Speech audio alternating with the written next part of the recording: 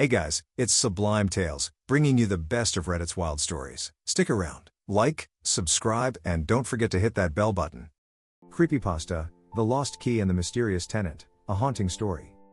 I moved into the old apartment building in a quiet part of town about 6 months ago. It was a classic pre-war structure with its share of quirks, creaky stairs, tall ceilings, and a small balcony that overlooked a charming garden. The building exuded an old-world charm that, despite its age, felt welcoming. The rent was affordable, which was a godsend for someone like me who was on a tight budget. The landlord, Mr. Hargrove, was a reclusive man who lived on the top floor. He was polite but kept to himself, which suited me just fine. I rarely saw him, and the few interactions we had were brief and formal. I found solace in the solitude the building offered, a stark contrast to the hustle and bustle of the city. One rainy afternoon, while I was unpacking boxes, I discovered something unusual. As I moved a stack of old books in the closet, a small brass key fell from between the floorboards. It was intricately designed, with ornate patterns that hinted at a bygone era. The key felt cold and heavy in my hand, and I couldn't recall ever seeing a lock that might fit it. My curiosity was piqued.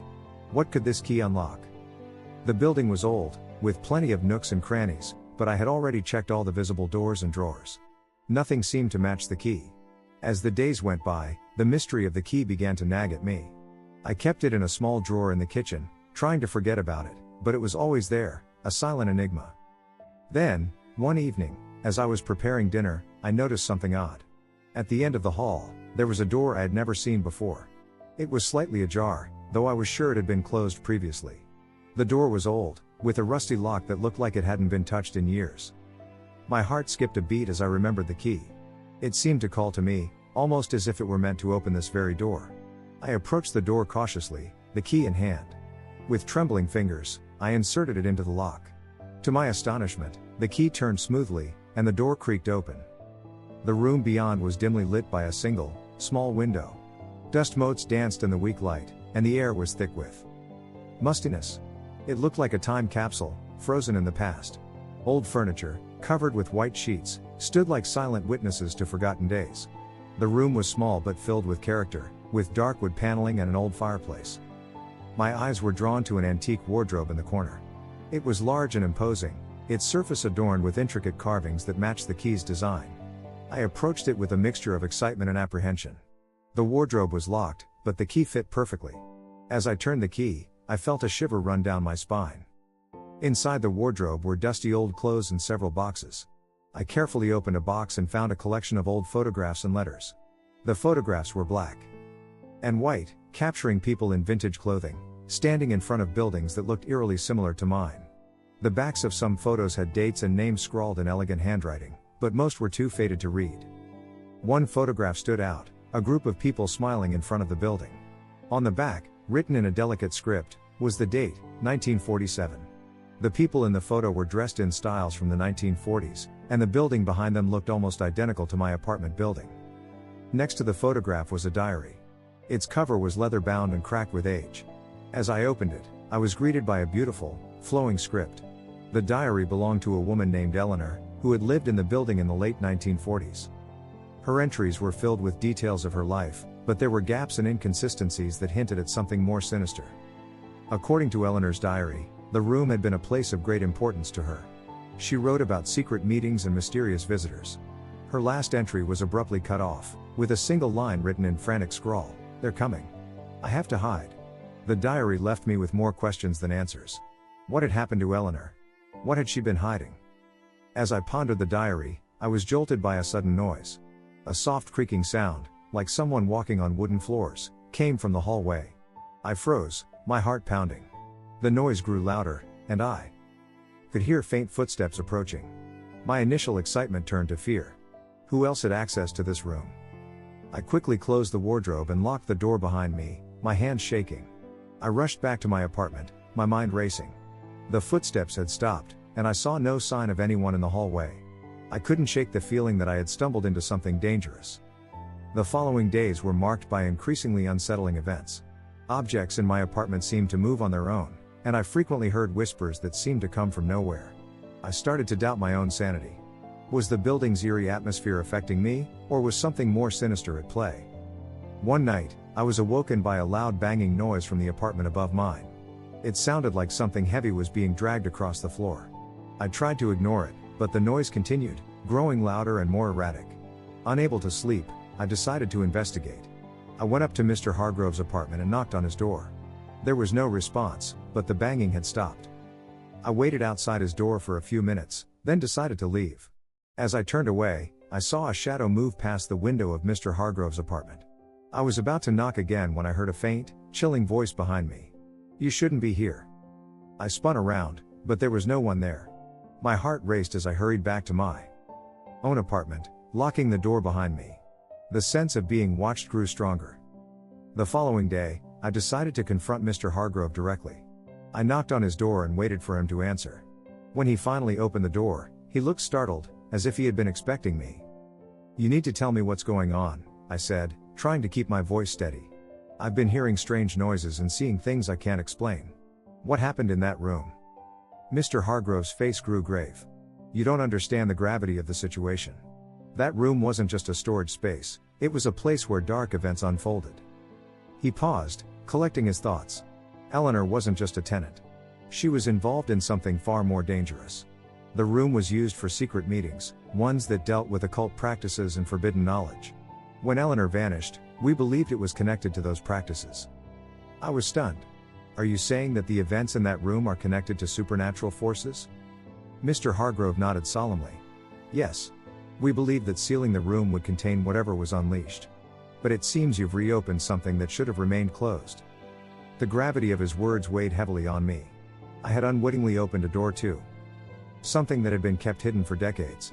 The strange occurrences and the whispers made sense now, but they also left me feeling more trapped than ever. Later that week, things took a disturbing turn. I received a letter slid under my door. It was written in the same elegant script as Eleanor's diary but was unsigned.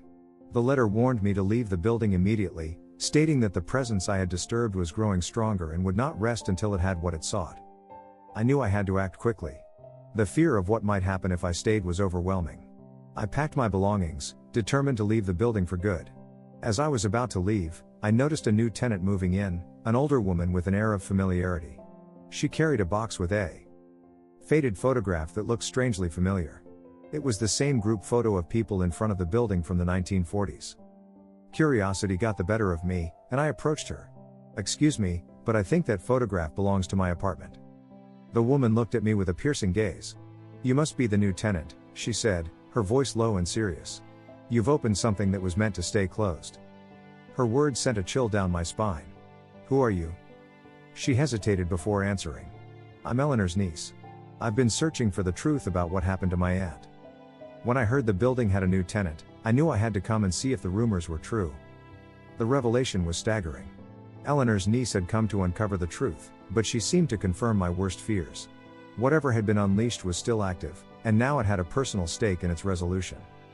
I moved out of the building as quickly as I could, my belongings hastily packed. As I left, I glanced back at the old apartment building, its facade looking more menacing than ever. I couldn't shake the feeling that the building's secrets were still very much alive and that I had only scratched the surface of a much darker mystery. In the weeks following my departure from the old apartment building, I tried to put the haunting experience behind me, but the sense of dread never fully left. The rumors I heard about the building being closed for renovations and the mysterious room being sealed off permanently did little to ease my unease. The building's secrets seemed to still linger, casting a long shadow over my memories. I settled into a new apartment, far from the echoes of that old building, but I couldn't escape the feeling that I was still entangled in something far beyond my understanding. The photograph of the 1940s tenants, the diary entries, and the unsettling occurrences all haunted me. I found myself constantly checking over my shoulder, as if expecting to see shadows from my past catching up with me. One evening, while browsing through a local bookstore, I stumbled upon a book about the history of occult practices in the city. It caught my eye, and I found myself drawn to it, hoping it might shed some light on the dark forces that seemed to have been awakened.